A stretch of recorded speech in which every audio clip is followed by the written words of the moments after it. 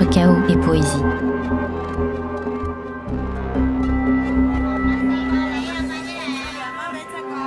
Un brouhaha incessant, des lumières de part et d'autre, des gratte-ciels dominant la ville.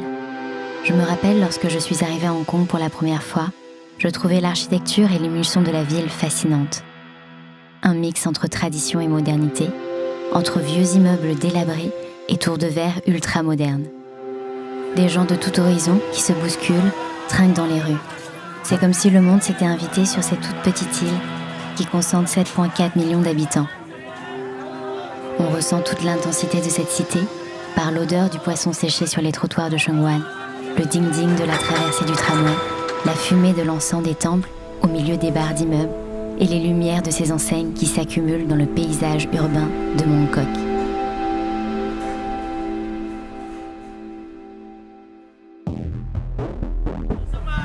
À Centrale, tout va vite. Des rues étroites, une marche machinale, une cadence follement industrielle.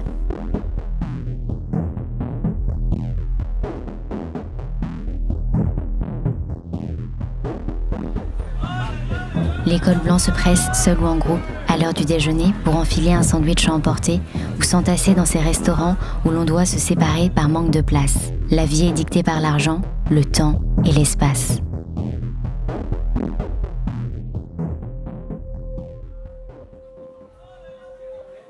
Il ne faut pas traîner pour discuter avec tes collègues, sous peine de te faire virer, mais aussi pour ne pas faire perdre de temps à ton interlocuteur.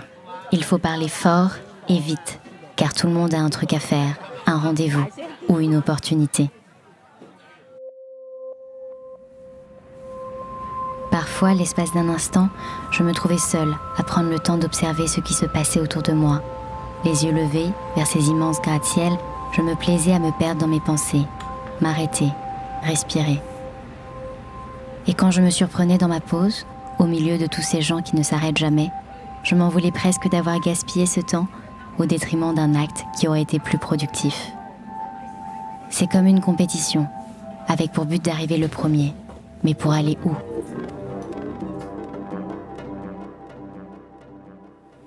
La métropole est tellement étourdissante que j'étais comme une marionnette qui se laissait manipuler par les fils de ce géant hub économique. Une ville qui dicte sa manière de penser, de faire, de se mouvoir et d'être, sans qu'on prenne conscience qu'elle vole une partie de notre identité. Mon esprit était toujours occupé à penser aux prochaines activités de la journée. Tout doit être optimisé et efficace. Toujours. À Hong Kong, j'ai aussi rencontré le stéréotype de l'expat américain d'origine asiatique. Il travaille en banque d'investissement, comme les 90% d'expats qu'on rencontre en centre-ville. 33 ans, propre sur lui. Il mène sa vie comme une partition de musique. Le col blanc, de 9 à 7, 7 à 8, sa barquette de blanc de poulet pour surveiller ses calories, puis ses jeux vidéo ou ses séries, et enfin un temps pour swiper sur Tinder et discuter avec ses filles qu'il invitera le week-end pour un verre ou un resto. Il y avait celles avec qui il pouvait aller en date, d'autres qui n'avaient pas franchi l'étape. Chacune avait le droit à une note et des commentaires. Hong Kong était à son image. Maximiser son investissement et rentabiliser. J'avoue qu'il avait aussi ce côté américain qui renforçait ce devoir de performance qui tendait à déshumaniser son quotidien. D'ailleurs, on appelle aussi Hong Kong le New York de l'Asie, où les plus modestes côtoient les jeunes traders venus d'Europe ou d'Amérique et richissimes tycoons asiatiques.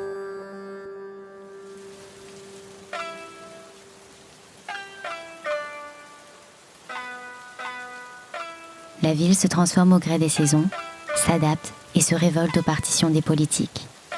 Elle puise sa force dans ce mélange de traditions chinoises conservatrices, mêlées à son rôle de terre d'accueil ouverte sur le monde. Hong Kong est aussi un endroit de contraste et d'extrême. Je me levais dans cette cadence urbaine, incapable de voir la couleur du ciel cachée par les buildings. Puis je me retrouvais à 20 minutes de bus, en randonnée au milieu des collines, pour finir ma journée près de la mer, dans un village qu'on penserait au bout du monde.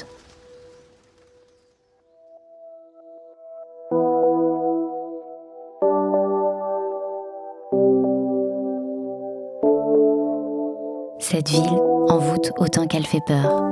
Elle déborde d'énergie, qu'elle puise dans la mienne, et réussit toujours à me surprendre.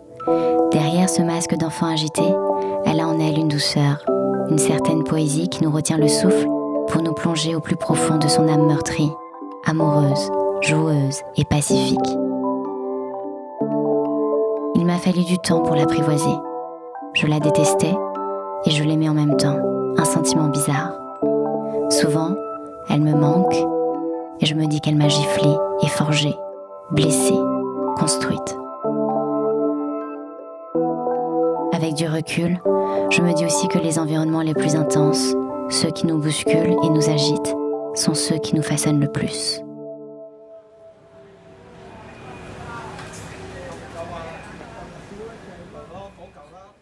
Bad Me Sounds, un podcast de Linda Nguyen et Benjamin Pham.